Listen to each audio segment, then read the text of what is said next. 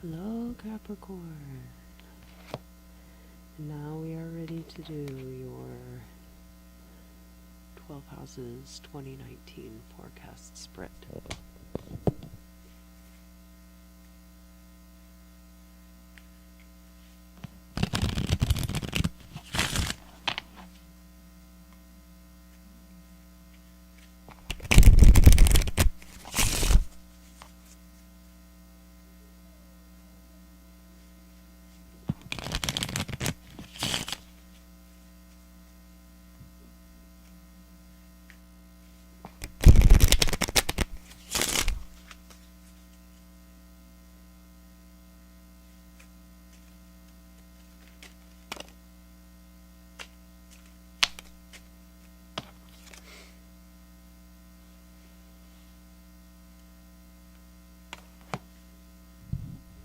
This was Taurus's card for sure.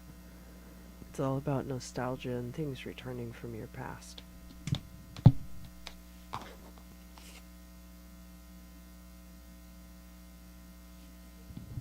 You know what? I'm not even going to turn this one over yet. That's going to be the 12th house card.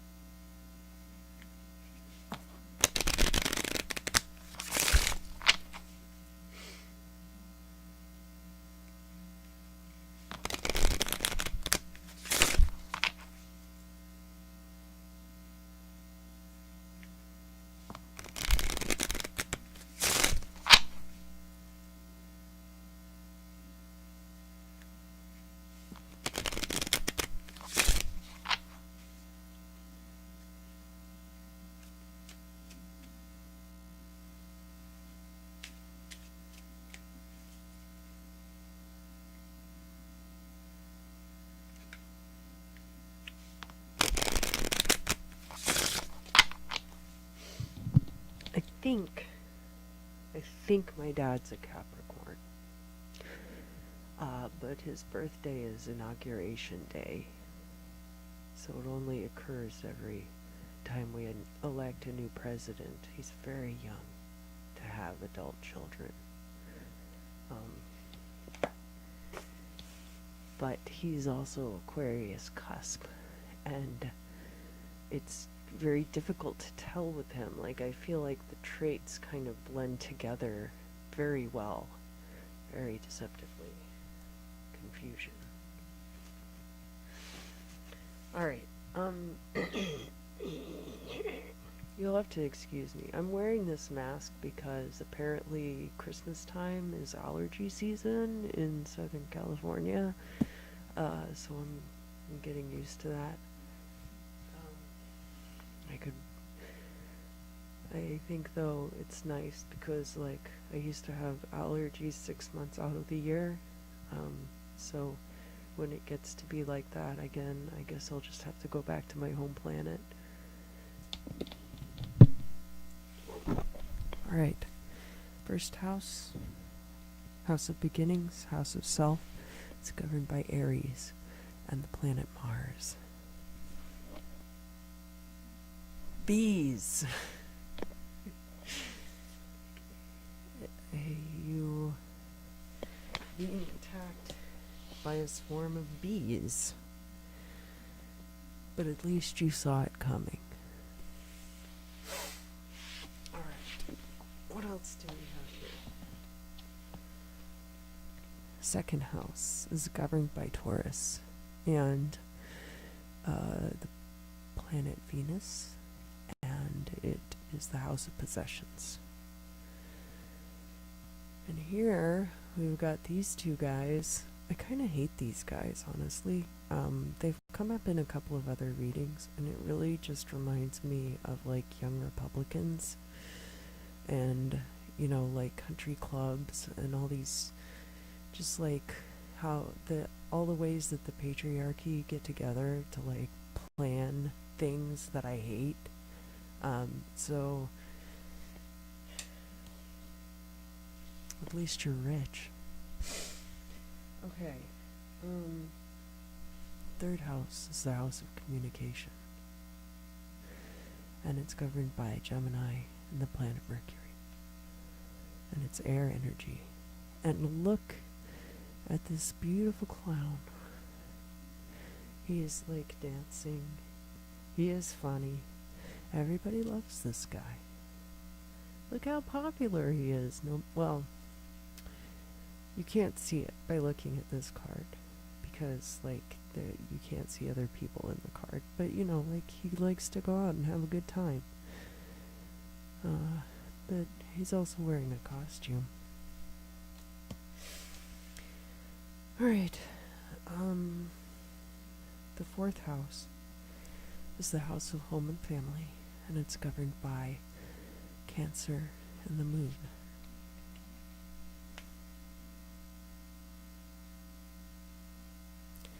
Now, whenever I use a playing card deck as opposed to a tarot deck for cartomancy, I like to leave in any of the end cards because it makes it a little bit more interesting.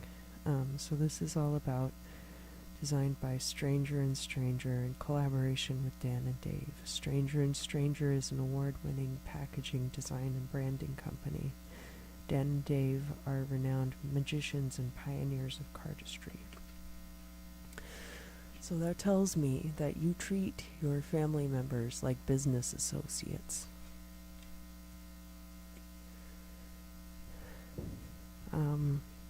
The fifth house is governed by my sign Leo and by the sun.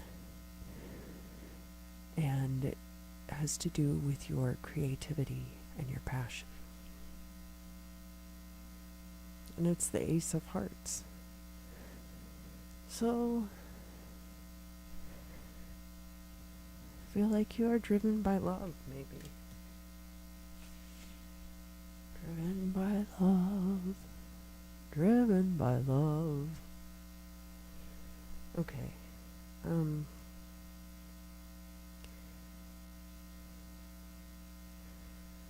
The next house is the sixth house. And it is governed by Virgo and the planet Mercury. It has to do with your daily life and your health.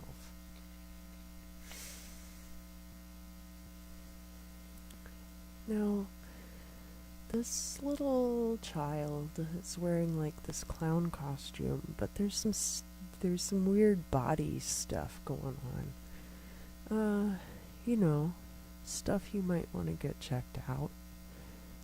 Definitely not like my reading where I got like a skull card in this position. But, you know, I mean, it's stuff that you could probably get taken care of if you wanted to. But with the state of healthcare in this country, who wants to bother?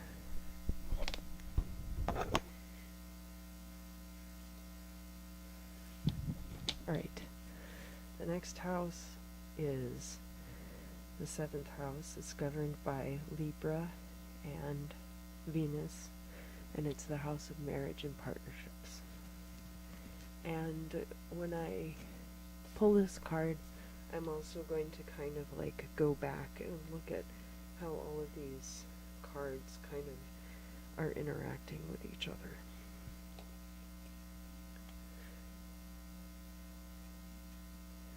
And that is the King of Diamonds. He's a woodsman. The Tin Man was a woodsman in The Wizard of Oz. That's how he got all of his arms and legs chopped off.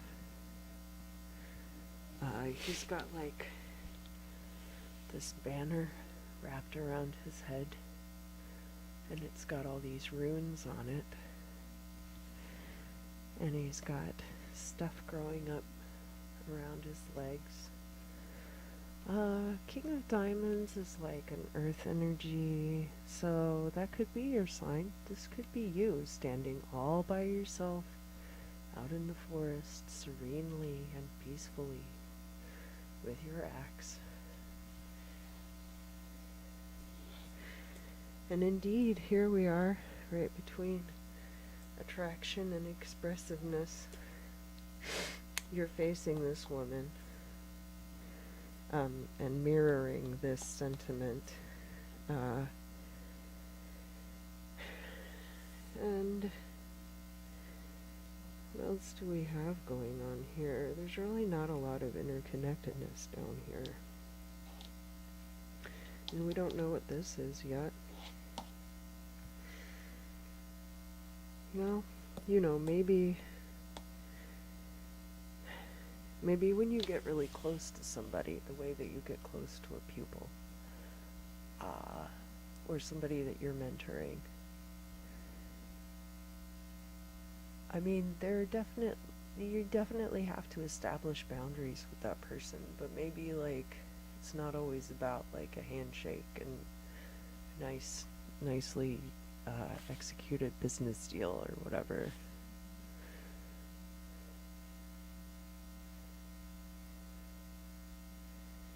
I mean, we're all just meat sleeves, being all jiggly. Alright, the next house is the 8th house. It's governed by Scorpio and Pluto, and it is sex, death, and other people's money, which to me makes it the most fascinating house in astrology. And another sign got this in that. Was it Libra, maybe? Feeling like a sad clown, and that's why you're all alone on Valentine's Day. No, that certainly can't be true for all of you. There's got to be Capricorns in happy relationships.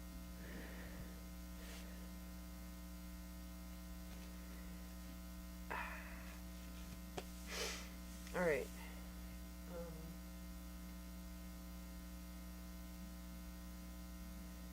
The 9th house is governed by Jupiter and Sagittarius, and it has to do with travel and higher education.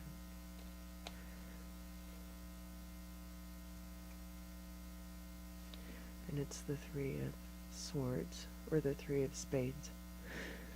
And there's definitely street smarts going on here.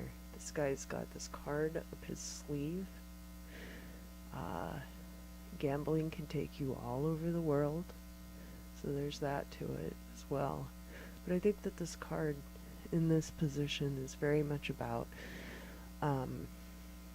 using your wits, and maybe not a higher education in a formal sense, but a higher education in life, taking you where you want to go. And here it is, like, right next to the unforeseen. So, I'm not sure how these correlate, but I know that they do.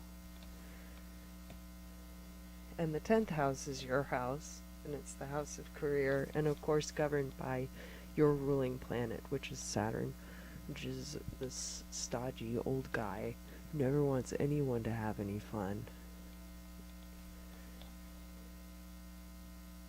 This is the card that I got in my 6th house for daily life and health.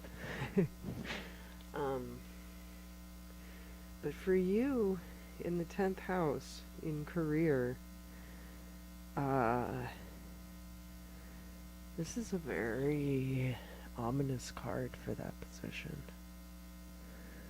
It's very much like about, like, kind of never having a job, which is not the case for everyone. I don't know. Again, these cards all seem so interrelated, and yet I can't quite put my finger on it. But I'm sure that you watching probably makes perfect sense to you. You're probably like, alright, so the 11th house is governed by Aquarius and Uranus, and is all about your hopes and wishes.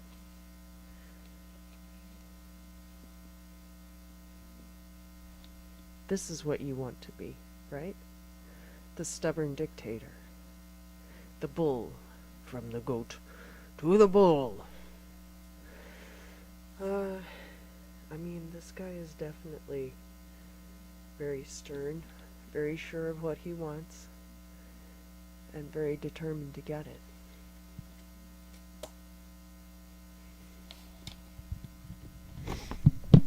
And now the moment that we've all been waiting for.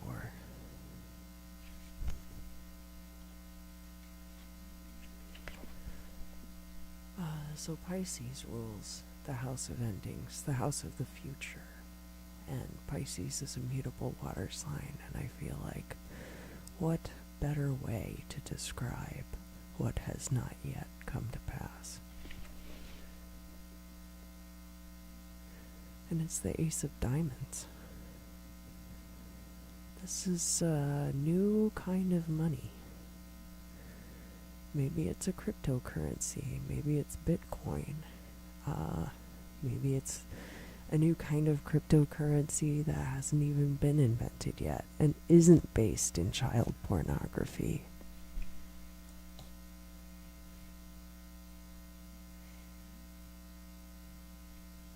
Whatever it is, it can make you a lot of money.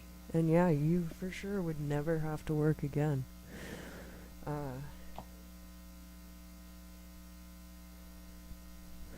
But I don't know where it is.